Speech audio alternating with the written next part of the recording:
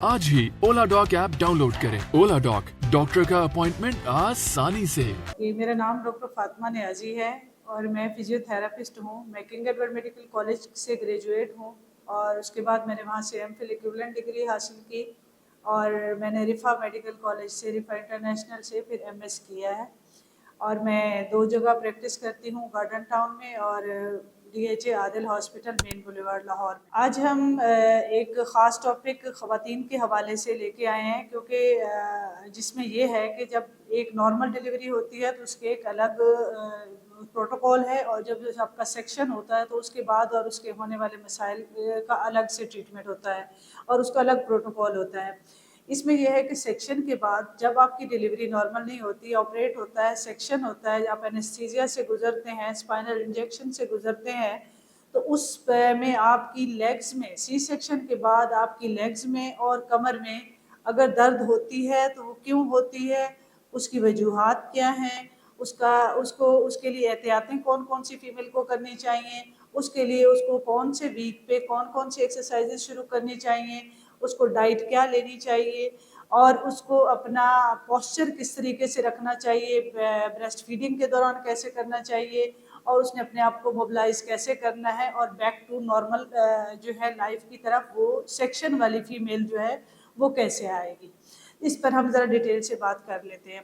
एक तो आपकी जब सेक्शन होता है उसमें ये है कि आप जब आपकी 9 माह की प्रेगनेंसी गुजरी, उसमें आपने बेबी के वेट को लिफ्ट किया, आपके मसल्स बैक के वीक हुए, आपकी लेग्स पे सारा वो बोझ रहा, लोअर लिम्ब बहुत इफेक्टेड रहता है इसमें। जब आपकी प्रेगनेंसी चल रही थी, एंड में लास्ट ट्राइमेस्टर में आपके सारे जोड़ खुलना शुरू हो जाते हैं और जैसी डिलीवरी होती है, वे कुदरत ने नेचुरल प्रोसेस है कि दोबारा आपको पेन्स होंगी, तो वो एक नॉर्मल रिकवरी की स्टेज होगी। इसीलिए उससे घबराना नहीं है कि मेरे साथ कोई नया हो रहा है, ऐसी कोई चीज़ नहीं है, क्योंकि आपके सारे लिगामेंट कुदरती तौर पे अल्लाह ताला उनकी की तरफ से उसको ये होता है, हार्मोनल चेंजेस आती हैं, हर उसके लिगामेंट्स खुलते हैं, पेल्विक गर्डल पूरा खुलता है नेचुरली, बिल्कुल पूरी बोन्स ऐसी लूज हो जाता है गर्डल, आपको पेन्स होती हैं। एक नॉर्मल पेन का होना अलग चीज़ है। अगर तो आपको आप एक दफ़ा देखें कि आपकी बहुत ज़्यादा कोई बहुत एक ऐसी चीज़ हो रही है कि आप परेशान हैं, घर वाले परेशान हो रहे हैं, तो आप अपने डॉक्टर से 4 से 5 चीज़ों को रूल आउट करवा लें कि कहीं आपका कोई एक टाँग बहुत सूज तो नहीं रही, डीवीटी तो नहीं हो गया, डीप वीनस कोई थ्रोम्बस तो नहीं आ रहा, आपकी टांगों के ऊपर नीली नीली नसें तो नहीं उभरी हुई, वेरिकोज वेन्स जैसे कहते हैं, फिर जो है इन्ग्वाइनल को हर्निया तो नहीं हो गया कोई, और उसके बाद शैटिका या कोई माइन्यूट फ्रैक्चर्स तो नहीं हो गए। इन सारी चीज़ों को जब आप रूल आउट करा लेते हैं तो फिर नो प्रॉब्लम, फिर अब आप इसको लेके चलें। कैसे लेके चलना है? सबसे पहले जैसे ही फीमेल जो है वो डिस्चार्ज होती है, उसका पहला वीक जो घर में गुजरता है, उसमें उसको एक तो अपने सेक्शन जो उसका सी सेक्शन जो उसका इंसिजन है, जो ज़ख़म है, उसके ख्याल रखना, उसको ड्राई रखें और थोड़ा सा उसको एंटीसेप्टिक के साथ क्लीन करते रहें। और दूसरी बात जो आपको सबसे अच्छी हेल्प आउट करेगी, आप एक बेल्ट का यूज़ कर सकते हैं।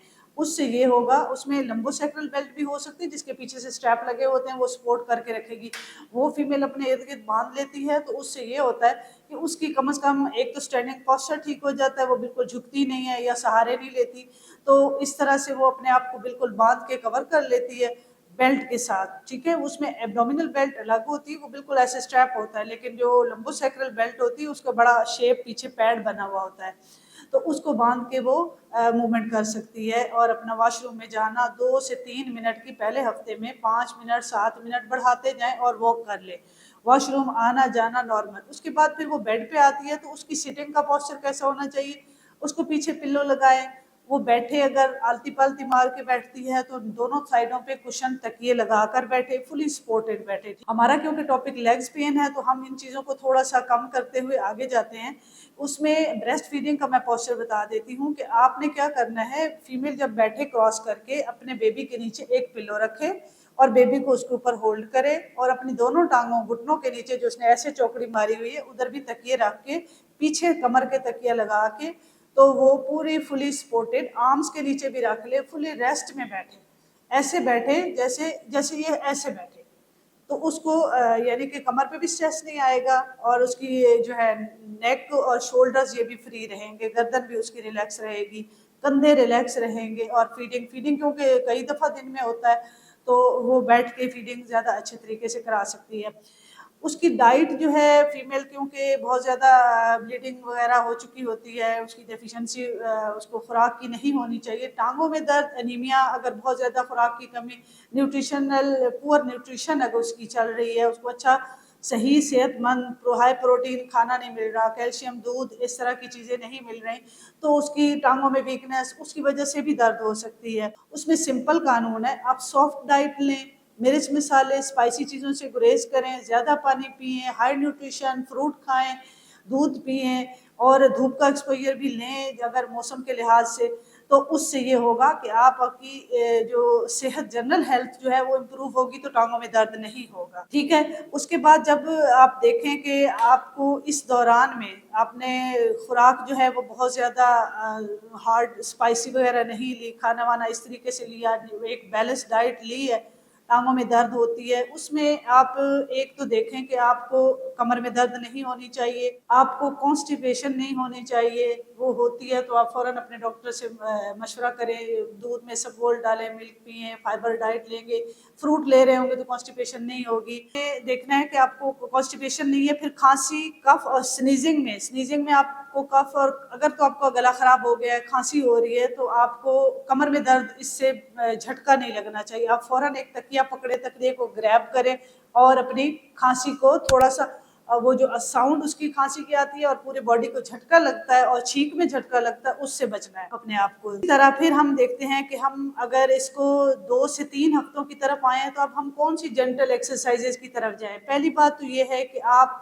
अपने वेदर के मुताबिक अपनी फर्ज करें आपकी सख्त गर्मियाँ और एसी चलाना ज़रूरी है और एसी चल रहा है, तो आप अपने लोअर लिम्ब को कवर रखें। सर नॉर्मल टेम्परेचर में फीमेल रहे और बेबी रहे तो ज़्यादा अच्छा है। ठीक है। यखनी पीना, चाहे ये जो है गर्म मशरूब वगैरह से आप अपने आप को जो है ना कर सकते हैं, कंफर्टेबल रख सकते हैं। सर्दियों में भी आप अपने आप को इस तरीके से लेके चल सकते हैं। अब आपने एक्सरसाइजेज वगैरह शुरू करनी है, अपने आप को नॉर्मल की तरफ लाना है, तो वो जो पहले 2 हफ्ते होते हैं वो आप इस तरह थोड़े थोड़े मिनट की वॉक्स की, वापस आ गया, लेट गया, यानी कि 90% जो रेस्ट है वो टाइम आपका पहला हफ्ता, 1 से 1.5 हफ्ता बस काफ़ी है। उसके बाद आपके जैसे जैसे वीक गुजरते जाते हैं, जिसको हम छिल्ला कहते हैं, छिल्ले के कंप्लीट होने की तरफ जैसे ही आप जा रहे होते हैं, तो अब आप फीमेल जो है वो अच्छा खासा अपने काम, अपने बेबी के काम हल्के फुल्के करना शुरू हो जाती है और जो आपका ज़ख्म है वो ठीक हो चुका होता है, सूचर्स डिज़ोल्व हो चुके होते हैं, तो उस वजह से आपको किसी किस्म की परेशानी की ज़रूरत नहीं। आप नॉर्मल की तरफ जा रहे हैं। उसके बाद आप शूज़ जो है थोड़ा सा हाई हील शूज़ पहन के रखें, उससे आपके पूरी बॉडी की जो बायो मैकेनिक्स है वो पूरी शिफ्ट हो जाती है और फीमेल कंफर्टेबल हो जाती है, उसकी हिप के इर्द गिर्द और कमर में दर्द नहीं हो। शूज़ के लिए स्पेशली मैं एडवाइस करती हूँ कि आप तकरीबन 1.5 इंच मोटा जो हील का शूज़ है वो इस्तेमाल करें। ये चीज़ें की उसके बाद हमें कहते हैं कि अब फीमेल किस किस्म की सारा छिले के दौरान वो कैसे अपने आप को बेहतर करे। पहली बात तो है एक देसी तरीका है, ख़वातीन आती हैं, मालिश वगैरह करती हैं और टांगों को दबाती हैं। इस किस्म का मसाज ये बहुत अच्छा है, सूदिंग इफेक्ट देगा और पंपिंग एक्शंस होते हैं मसल्स के ऊपर, तो वो फीमेल जो है अपने हेल्प ले सकती है, मसाज कराए और ऑयलिंग कराए, अपने फुट की मूवमेंट्स करे, अपने लेग्स को जो है ऊपर नीचे, मैं आपको बताती हूँ उसको तरतीब से ऐसे करें कि फीमेल जो है अपनी टांग को हल्का सा अपने पेट के बिल्कुल टच नहीं करना, क्योंकि आपका इंसिजन अभी जो है ना कच्चा है, इतना पूरा नहीं है, उसके ऊपर दबानी नहीं है। आप अपनी एक टांग पकड़ें, पेट के साथ हल्की सी लगाएं, फिर दूसरी लगाएं पेट के साथ, फिर 5-5, 10-10 दफ़ा करने के बाद दोनों टांगें पेट के साथ मिलाएं, फिर आप दोनों टांगों को दाएं और बाएं इस तरह जोड़ के गिराएं, फिर जो है आप हल्की सी ब्रिजिंग करें, नीचे से कमर ऊपर उठाएं, वापस नीचे रख दें। इस तरह की लाइट लाइट एक्सरसाइजेज आप अपनी शुरू कर सकती हैं। फिर आप थोड़ा सा एक कुशन, एक गद्दी मोटी सी लें, अपने दोनों घुटनों के नीचे रखें, सीधा लेट के घुटनों के नीचे गद्दी रखें और अपने घुटने को दबा के रखें और छोड़ दें। ठीक है, हाथ से नहीं दबाना आपने, आप अपनी टांग सीधी रखें, कुशन पर रखें, हाथ नहीं लगाना अपने अपने गोडे को, और आपने घुटने को नीचे को प्रेस करके रखना है और छोड़ देना है। ये 5-10 से शुरू करके 30 तक ले जाए प्रेसिंग्स, और दिन में 2-2 दफ़ा, 3-3 दफ़ा, जैसे आप कंफर्टेबल हो। अच्छी सी नींद लेना, अच्छी सी डाइट लेना, अच्छा सा पानी पीना, अच्छे सही टेम्परेचर में रहना, मेंटली रिलैक्स रहना, अपने बेबी को एंजॉय करना, ये सब चीज़ें इस सारे पीरियड का हिस्सा हैं जिसमें से आप गुजर रहे हैं। उसके बाद जैसे ही आपका जो है वो 80% तो आपका ज़ख्म जो है वो तकरीबन 4 हफ्तों के दौरान 80% ज़ख्म आपका ठीक हो जाता है। उसमें ये है कि आपका अपर लिम्ब तो बिल्कुल ठीक है, उसमें आप अपने बैठे हुए में आप अपने अपर लिम्ब की एक्सरसाइजेस तो शुरू में ही कर सकती हैं। आप यहाँ हाथ रखें, इनकी रोलिंग्स करें, इसकी बैकवर्ड वो रोलिंग्स करें, 5-5 दफ़ा अंदर, 5-5 दफ़ा बाहर, अपने गर्डल्स को पीछे, ये शोल्डर गर्डल्स को पीछे करें, वापस लाएं, अपने हाथ ऊपर ले जाएं, सांस अंदर ले लें और गहरा सा सांस वापस ले आए। ये आप बैठकर भी कर सकते हैं और ये आप खड़े होकर भी कर सकते हैं।